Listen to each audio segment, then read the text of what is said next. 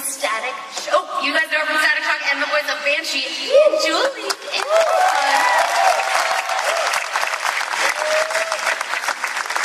We have got a very full panel up here with us tonight, and this movie is stocked with tons of characters. So first, I just want to kind of get into it because I heard a little thing that you guys actually had never met until today. The voice actors, you guys hadn't met until today, is that right? Right? I don't know if people know. Well, not that they know of. Ronnie and I did Heroes together, so we have a little bit. Yeah, we got a history of being bad guys. I was lucky enough to get to see the movie early. But how do you guys build such great chemistry not being together and not having that? Because there is such a great chemistry, especially with a group like Suicide Squad. I leave a tortilla usually, like in the bag, every time I leave the room. That's why I work with you. The tortilla. I think we should talk about these guys down here. We just say the lines, and then when I saw the movie, I was blown away at the chemistry, because I'm like, I didn't even know there were other people in this movie. I thought it was all me. But they really, truly are the geniuses behind it, because we're just saying the lines, and they're guiding us through it, and then they put it together, and it works. Had a drinking game, and and that's how it got the R rating. All the best movies are made that way. just whoever we decided what the story was and who would fit in it best, and certain characters made more sense than others, and whose head we wanted to blow up, and it wasn't an involved process. He picked the cast as well. Whose head was it? No, Wes Gleason picked the cast, so props to Wes, the dubious honor. Wes. Woo! For you, Alan, was it the same kind of story writing this that you guys just sat, had some drinks, and you're like, this character, cool, we're done. Well, one of the things we wanted to do, because Suicide Squad, there's always a threat of death for any of the characters that are doing stuff on the Suicide Squad, and we wanted the deaths to be a surprise. So we wanted, we think you can't really anticipate who's going to make it through this one, and I hope that comes through. Well, I want to ask for spoilers and things, but I feel like you guys are going to see it in just a little while, so I'm not going to go spoilers yet to find out who survives, because you guys will know in just a little bit. But I do love the fact, I made the joke, Greg, when you came out here, that just, how you entered the stage fit really well with your character. Your character in particular is really fun and funny. How do you kind of get to that space where you're like, okay, I'm going to go full out and make sure that this character plays as funny as I think it's going to? Well, first of all, they let me have that freedom to be able to explore that a little bit, which was great. And also, what's that? And the thong. Yes. I am hung like a mule. All right, I am a stripper. I'm a stripper in the movie, guys. Come on. And I look like stuff for you. A lot of you had to go out there and do a lot of research in those clubs. Well, I actually recorded my lines in a thong. I want to apologize now for that. But no, I love the fact that my character added some levity, and he was over the top, and he was having fun with what he was doing, and then he reveals something really, really cool, which you guys will see. I had a blast doing this, and my character does have a grand entrance, and I don't want to spoil any more. Can you show us that entrance? If there was a poll on stage, I would definitely give you. Well, lucky for you, Greg. There's a poll. As it comes down to the ceiling. Is that wrong that we rigged that up for you? Yeah. Well, that's what I think is so fun about these films as well. You guys get to do so much as actors that obviously real life, not necessarily your personalities at all. How fun is that for you to delve into these crazy minds of the characters that are part of the Suicide Squad? I am Australian. I'll just have that known now. What? It's basically all Australians are like this, as I'm pretty sure you know. So for me, it was just another day, really. So you can throw a bar. I mean, I can throw it. You know what? The trick is catching it, right? I've always really thoroughly enjoyed talking to myself, so this is kind of like the same thing. Talk to myself in the character in front of the mirror, and I do it for people. It's pretty cool. Do the rest of you guys want to jump in and just kind of talk about how you got into the mindset for each character? Yeah, so was a very interesting process that I loved. It's a little bit different than being on camera because the script isn't, you don't read it like, I actually didn't know the story and what happens until I watched it this week. And then I had to IMDb who else was in it and then ask who would be here. And then I showed them, I'm like, oh my gosh, Greg, you know. So, won't next time. But so it's really fun to go into the booth and just say the dialogue and try to not mess it up and be true to the sarcasm and the killerness, pardon my pun, of the character. And then as the process goes, you know, then you go back a year later and you're doing ADR, which is mainly the physical grunting noises and the fighting stuff. And I get to see what I look like. Some fabulous artists drew me so beautifully, and I get to see what these other fabulous people did. So it's an amazing process that gets better as it goes, actually. I spend most of my day in that dark room with a microphone in front of my face. And I have to say that the variation that we get to enjoy as voice actors is that variety is so much fun. It's so much play. I don't often get to play characters as deeply dark and core of the earth, gravelly as Silver Banshee. But as a voice actor, I do enjoy using my voice as my power, and you'll find that Silver Banshee does that as well.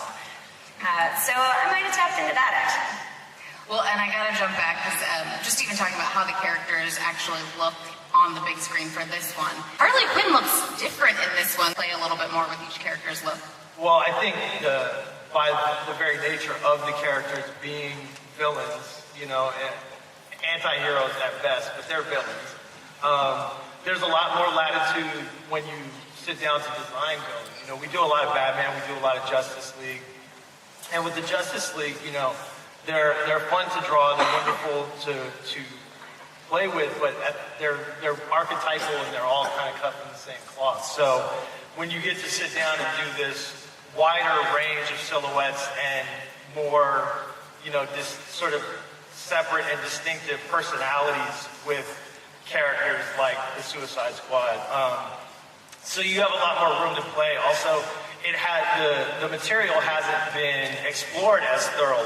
You know, there haven't been as many takes on these characters, like you mentioned, Copperhead, and that was like, I had never drawn a lot of these guys before, so that was a lot of fun for me, you know, because there's almost no wrong way to do characters like this. You can have, you know, you can take a lot of liberties, and there's more room to play. I'm really fortunate to work very closely with James. In this, you know, he's a designer as well, and in this instance, I was busy with another project that was overlapping, so he kind of gave me... Young Justice! He kind of gave me... James had some initial sketches and concepts of the characters that he wanted me to explore, and so it's always nice to be able to use his stuff as a springboard. And so with characters like Harley and Killer Frost, we work really closely on those. Because I'm deeply disturbed and come from a very dark place. I don't buy it for a second. For you guys, when you finally do get to see the animated versions of the characters that you voiced a long time ago at this point, because for animation it always seems like there's a pretty big gap from when you guys do the voices to actually seeing the final product. What's it like for each of you guys to see your character come to life? Super cool. Come on, I mean, you know, for me, I grew up in Dominican Republic, and so reading comic books was one of the first forms of entertainment that I got really into. Not really watching television. So the cool thing about doing a movie like this is that you don't get to see what it looks like on the screen till much later, but you still have, if you do your research about, you know, for the character, you have the comic books to actually refer back to, and that's all, in my opinion, becomes a part of who that character ends up being in my head. So when I walk into the booth to actually do the voice, I have somewhat of a visual of what the character looks like. So because it's so different to actually see it in an animated version in the actual film. This was the first time for me watching my voice in an animated character, and it was the coolest thing ever. This was your first? Yeah! fantastic. I did not know this was her. I have a question. Go for it. Sorry, I'm not sure I'm allowed to do that. You get to happen to be the voice-over actor, also the host moderator. It's fine. It's fine. Just take my job too. It's okay. Ever go and say, oh, does he sound like that? We should change or adjust his character model in any way? Or are you just kind of like, we'll make it work? Yeah, I mean, there is an interplay. I mean, oftentimes, we'll want to have a visual for you guys to play off of, right? But sometimes with our production schedules overlapping with different projects, you do your take first. Luckily, James knows what he wants with both the voice acting and the visuals, so he's able to direct us with the same sort of influences. If the way I sound I should look like that. I understand I should look that way rather than this way. And there's also the comic book reference that we have to, respect. For me, it was interesting because, you guys, again, just let me play and have fun, and then to actually see it. I mean, my character, when you see my character, that's exactly what I see when I look at myself in the mirror at home. I know it's not real, but that's the problem I have with this. But I was really pleased at how the performance matched up, just because I was playing it just so real and kind of, how I would just make this guy interesting. And it worked. So when I did see how it all came together, I was happy. And for all of you guys too, I mean, Suicide Squad is such an iconic part of the DC universe. Are there any other characters, or kind of seeing what other actors did with their roles, you're like, man, I wish I could have been that character? I was so excited to see everybody play their characters. I was like, I don't know if I could have done that. Everybody did such an amazing job, and I think that's what was the coolest part about watching the movie was to see it all come to life. And there's one thing when you read a scene and you're hearing it and you've seen all the other lines, to actually see how that came to play with how you did your lines. It was just really magical to watch the whole thing. I actually have notes for every one of them. We'll talk about that later. No, I don't want to share it now. No. He's not lying. He was telling them all the notes backstage before he walked out here. It was really your dance moves that really caught my eye. Dance moves. He's like, don't worry, we'll talk about this on my podcast. My tramp stamp. Wait till you see my tramp stamp. It's amazing. I'm like the artist formerly known as Steel Maxim. It's so hot. It's so hot. You guys are going to see it, you're going to start laughing, you're going to remember this moment. It's true. I would say, let's just go down the line and see if there's any specific scenes that you guys would be like, make sure you keep eyes out for Easter eggs in that one. But I feel like Greg's just going to be like, every scene where I'm in it. It is kind of amazing. It's the same for Star Wars. Are you kidding me? There's Star Wars that you're not in? There is. Wow. It didn't do very well. The next one's going to do very well. FYI. Do you dance in that one too? Yes. I don't want to give anything away. I did show my Snap Wexley, if you must know. Yes. Oh boy. Joke, I knew it was coming. So I just want to go down the line because I know we can't give away too much because I don't want to give too many big spoilers, but there is a very mystical, magical aspect of this movie. Are each of you guys a skeptic in real life, or are you someone that would be like, yes, I fully believe that thing could happen or work the way that it does? Not speaking specifically about that mythical object of which we will not speak. Not giving spoilers of a specific object that might be inspired by some other awesome comic book writing. I see what You guys can go down the line. I really do want to believe that I have blades that come out every time I'm going to fight. Yeah, you got mad at me earlier and it hurts. Pretty badass. That's painful. I believe in it 1,000%. Yeah. Oh man, I want to believe that in another universe I'm drawn by Phil for the rest of my eternity. I went to art school, so when I got to be back in there and see what Killer Frost looked like, I'm just so impressed with everything that isn't me in this project, and in the sense that it's a huge collaboration, and the actor really, I did feel like I was a very small part. It's this incredible movie. Like, wow, who did this? it's really a big collaboration. Wait, is Phil's art the magic thing we're not meant to talk about? Yeah, I'm not answering the question. If I go anywhere near it, I'm afraid I'll give it away. She's good at not giving spoilers. She's like, I will just I'm not giving a spoiler, but I really do. Maybe I'm a little slow today, but I just had the thought about what the question before, actually. Great question. I'll get there. It worked. It worked. It totally worked. I want to believe I don't need it, but we'll see. Yeah, I agree. But I'm hoping that it doesn't come to that. Yeah. The mystical thing was inspired by Gail Simone, the great Gail Simone, and comic book readers see that in me, but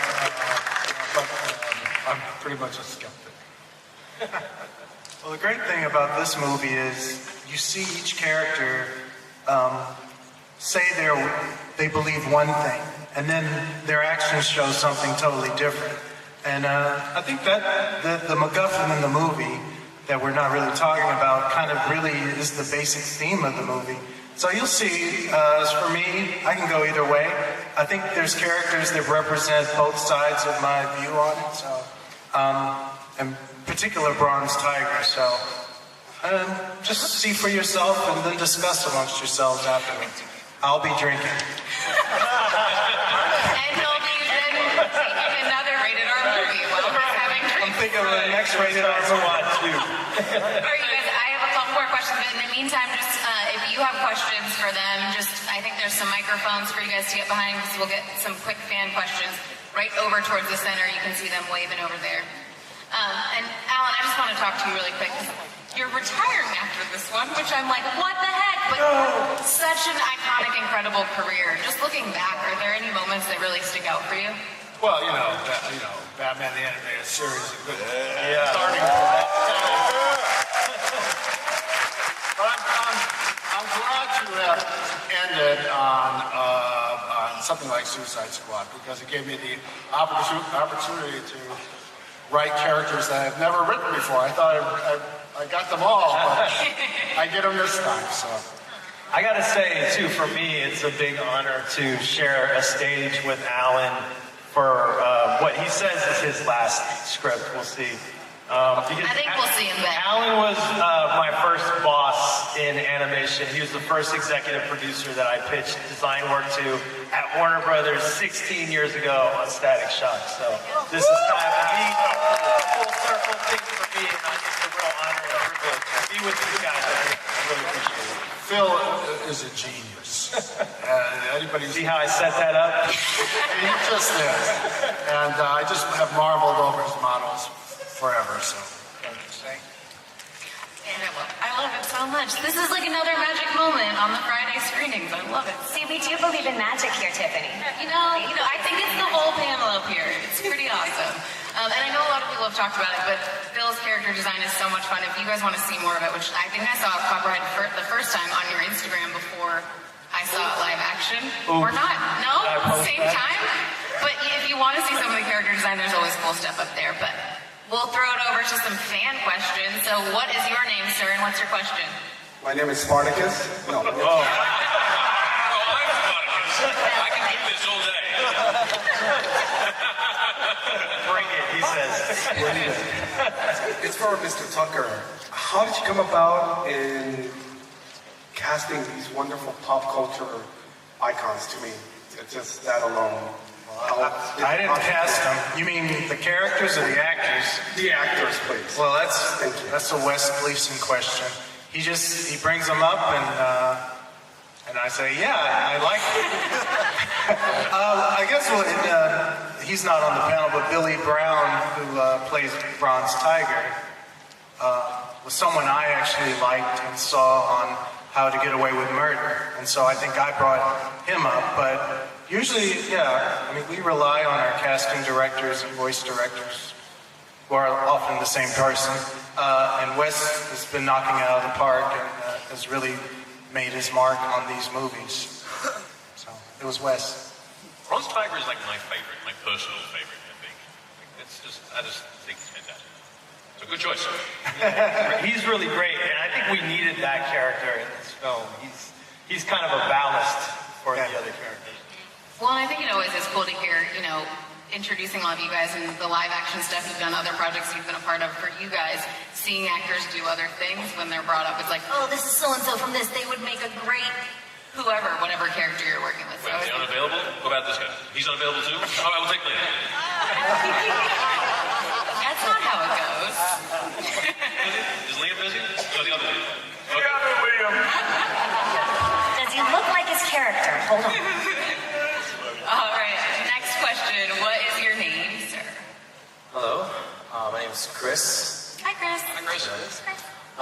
My question is more towards Doctor. So it was more of a, I say, what really inspired you to choose a specific character as Suicide Squad? Because I know it's always changed over the time, and there's different like team setups in previous comics.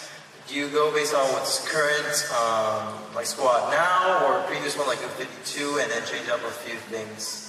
Like, or was your most like inspired team up of Suicide Squad?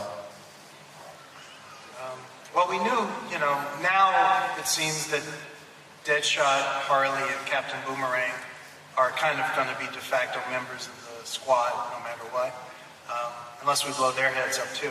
But so going in, they're going to be on the squad, and then everyone else is just who do you think? You decide what the story is going to be, right? And then you decide what character will fit best for the theme of the movie you're trying to make. So this movie had a strong theme about faith, and as you'll see, and certain characters made sense for that. And so it's not rocket science. It's darts. Thanks, Chris. And you guys, just so you remember, we are giving away that awesome poster that James walked out here with, signed by the cast, for the best question. So if you're in line, think about it. What's your name and what's your question? Pressure. My name's Dan. It's for Alan. The question I have is, in my day, the Dirty Dozen was this ultimate Suicide Squad for many years. And I'm sure you're familiar with that movie. Was there any of the characters within that movie that you might have drawn upon, like a Charles Bronson type, that type of characterization? Well, not specifically that movie, but I love that movie. By the way, that's an excellent question. Ooh. Someone's throwing their weight behind you. So, no, just maybe if I add to James' answer is that you have the three, and then you have to figure out the other three, and you want them to all be individually interesting, and yet you want them to be sort of types that work on a team in different functions. So the Suicide, the Dirty Dozen was a great movie, but I can't tell you that it really had any effect, except that I like that genre. Thanks, Dan. What is your name and what's your question? My name is Nick Dato, and my question is, in this iteration of the Suicide Squad, which character represents you as a person the most? Oh my gosh. I'm a little nervous to be standing up here as they say which character they're the most like, because I'm a Copperhead fan. I'm definitely a Copperhead fan. Deadshot. Oh gosh, I don't know. I wish I was Bronze Tiger, but I don't think I'm that cool. Probably Harley. I want to be Bronze Tiger. That's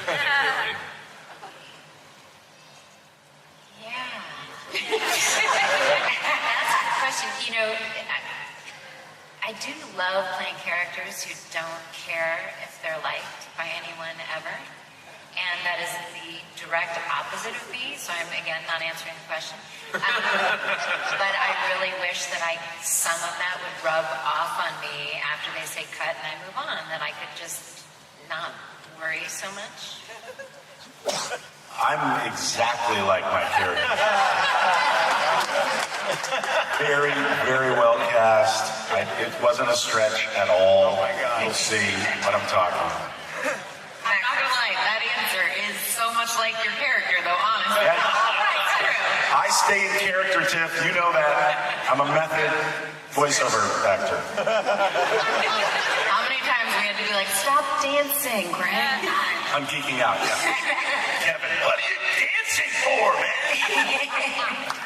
He stole my answer. Maxim Steel was mine. Oh. It's all right. I have to say, I do love me some Harley. I don't know that I would say that I embody all of Harley, but I am a fan of her academic background and her ability to be completely insane. Good answers. All right, how you doing? What's your name and what's your question? Hi, my name is Susie. My question is that for all of you, all the cast, even the directors. Somebody wants a poster. Hope that wasn't hard for you. My question is, making this, how did you guys feel being part of the DC? I actually began my animation career doing a DC show, and it was the Zeta Project. It was a spin-off of Batman Beyond, and I got to play Row.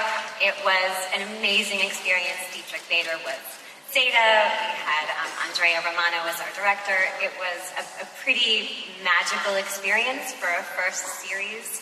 So for me, the experience of being a part of this movie was a little bit of like coming home. It's been a long time since I worked on the Zeta Project, but Alan was also on that project, and it was one of his. So there's a little full circle here, and the fact that I knew that this was Alan's last thing before his retirement, I can't talk anymore. Also was, pretty magical in itself. Batman's my absolute hero and has been since I've been like a tiny little kid. So, to be, of course, unfortunately, I only get to play people that would kill Batman if they had the chance. That's been rough on me. It's tough to get around, but it's so cool to be just in the comic book world. It's like every little part of the small Liam inside it's bursting with excitement. So happy. I love your outfit. I just wanted to say that. I'm giving you a compliment right now because I think you deserve it. Yeah.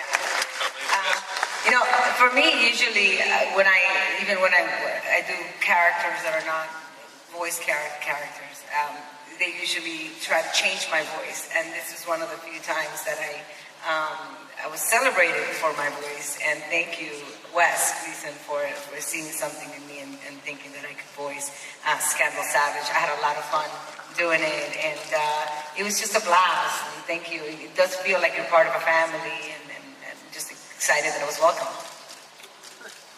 For me, just quickly, because I want to work with these people again, it was a dream project. But I really do mean it.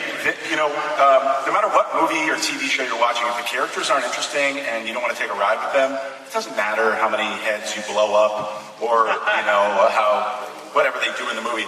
And the DC Universe has the really, really interesting characters. And so, I rarely say no to anything. So I was excited to work. But I have to say, this was a really special project. And yeah, the DC Universe, I've gotten to be a little bit on The Flash. And this, though, was so cool to be a part of this. And, thank you for the opportunity, really. Yeah. And DC's edgy, right? So it's always fun to be a part of it. And rated R, you go, why rated R? And then you start watching the movie and you're like, yeah, holy. Because you're dressed, I'm not going to say the word that I was going to say. That's true. But it's justified. I took a writing class this week, and the teacher said, great writing is cool people doing cool things. That's all it is. And that's what this is. And it's really fun. It's like being invited to the cool kid party. And this is Aquaman. So I got to visit this world before, and that was really fun too. The actors were all together performing like a play, and Mark Hamill was next to me. So it's a wonderful world to go in, and I think that the story came first is what makes these projects so great, because it has to be the story that pulls you through, and this one has a great story. Like I said, the characters are the most important. Your character. Yes. Yes. I kind of want to see Mr. and Mrs. Aquaman now. Like that's, I want to feel like it's like kind of like the Waltons. Is that an American thing? I don't know. I don't know. It is. That's great. Carry on. Don't worry about these She dresses. was a redhead. It's true. It's true. Well, I feel like it has to be said too that just being up here on this panel and having all of you guys out here and getting to be part of the DC family, myself doing DC All Access or moderating these panels, it feels like a family because of all the fans. Because you guys coming out here every Friday when they do these premieres at Wondercon is so cool. The energy that you guys bring and the excitement to see what they've put together is always so awesome for me to get to be a part of. So thank you guys for all of that. The only time Castellaneta, I think, are just unbelievable at what they do. Unbelievable. And for so long, too. For me, I'll say June Foray. Her incredible ability and truly to me before her time, or perhaps that is what a trailblazer does. Her ability to sort of enjoy her own goofiness, her humor, her versatility, and as a woman to be able to play the way that at that time I think only men were allowed to play was pretty groundbreaking, and she did it with grace. So yeah, and also just that fearless humor just gets me. Julie, you're pretty magical. I have to say. It is a family up here, you know. Do you guys have just other voiceover actors just quick run down the line? Matt and Trey kill me. Absolutely kill me. I just love watching everything they do. But yeah, those guys inspire me. And Seth MacFarlane. I mean, and I'm only saying those guys because I want to work with them. Right? Yeah, I hear that they're very popular. I've never seen their work. No, I really, and I love the humor. I love humor. And I was able to bring a little bit of that to this thanks to these guys. So that's good. Yeah, there's so many. I mean, The Simpsons is such an amazing show, and all those actors are so incredible. I mean, I actually, this is really dumb of me, but when I showed up to be Mrs. Aquaman, I thought, I almost said to him, has anyone ever told you look a lot like Mark Hamill? And then I realized it was. And I was so glad I hadn't said it. And then I looked up what he's been doing. And really, it's an amazing art form. So there's just so many that are great. Yeah, thank God I couldn't say that. Yeah, I'm like, I'll just jump off that one. I have to say Mark Hamill because just from watching the animated series, that voice is so iconic to me. And I know Star Wars, I'm a huge Star Wars fan as well, but every time I hear him talk, it's just always going to be the Joker. I know. I got to play with the trickster, who's like live Joker. Yes. Anyway. So cool. Do you guys have somebody that really is iconic for you? Just quick down the line. Steve Bloom.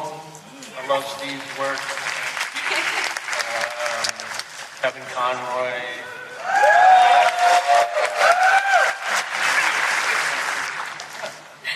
You know, doing these things, you see the voice actors, you see a lot of the same people. I have to say, we're in like a renaissance of voice acting because there's so many truly talented people, and it's hard to pick just one. I think the one I've been most impressed with most often, just because I've worked with her a lot, is Grey Griffin. Grey Griffin. She is amazing. I mean, she'll see something on the page and then make it come to life in such a unique way. Too many examples to name. Grey Griffin. And we'll end with you, Alan. Oh, listen, I am the worst actor who ever lived. And there was a time when producers were allowed to do grunts and oofs and I had to do some of this stuff. ADR it's called. And I don't know how these guys do it. I just don't. That little simple stuff puts me on edge so much that I have a wild appreciation for voice actors. All of them. Awesome. Well, thank you guys so much for coming out here today. Thank you guys all so much.